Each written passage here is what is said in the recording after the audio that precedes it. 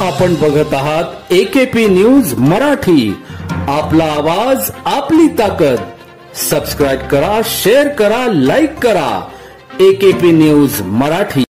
जीवे ठार मारण्याचा प्रयत्न करून तब्बल 1.5 वर्षापासून फरार असलेला सुशील उर्फ गोरख रामभुल वेद यास गुन्हाविरोधी पथकाने देवळाली कॅम्प येथे जेरबंद करत नाशिक रोड पोलिसांच्या ताब्यात दिले।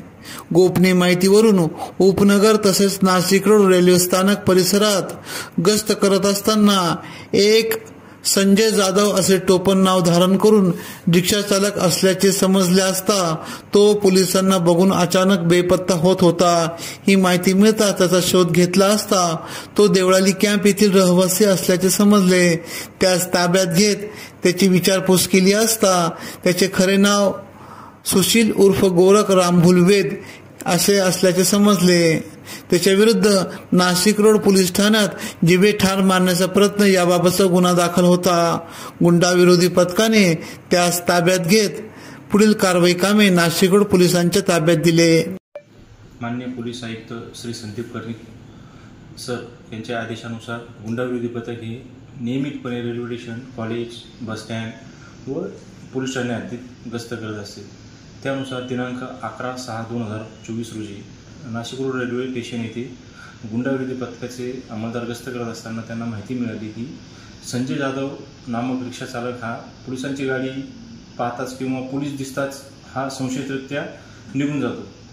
त्यानुसार आम्ही पोलीस अंमलदार प्रवीण चव्हाण व गणेश भागवत यांना आदेश दिला की तुम्ही संजय जाधव या इसमाचा शोध घ्या आणि त्याच्या हालचालीवर लक्ष ठेवा। आज रोजी तो संजय जाधव इसम हा देवळाली कॅम्प परिसरात राहत असल्याची माहिती मिळाल्याने आम्ही तात्काळ सदरची माहिती DCP क्राईम श्री प्रशांत बच्चाव सर व ACP crime Shri Sandeep Mitke sir यांना देऊन त्यांच्या मार्गदर्शनाखाली संजय जाधव या इसमास देवळाली कॅम्प परिसरातून ताब्यात घेतले। त्यास कार्यालयामध्ये आणून विचारपूस करता त्याचे नाव सुशील गोरख रामभुल वेद वय 34 वर्ष असे समजून आले। सदरचा इसम हा नाव लपवून का फिरत होता, का वावरत होता, त्याचे ओरिजिनल नाव सुशील गोरख रामभुल वेद असताना तो संजय जाधव नावाने का फिरत होता याचा शोध घेतला असता आम्हाला नाशिक रोड पोलीस ठाणे गुन्हा रजिस्टर नंबर 25/2023 भादवी 307-504-506-34 मधील सुशील गोरख रामभुल वेद हा फरार असल्याचे समजून आल्याने आम्ही त्याच्याकडे विचारपूस करून त्यास अटक केली व नाशिक रोड पोलीस ठाणे ताब्यात दिली।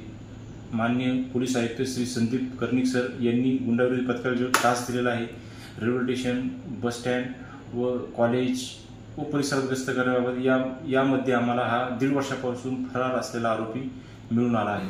AKP न्यूज साठी ब्युरो चीफ अनवर खान पठाण, नाशिक।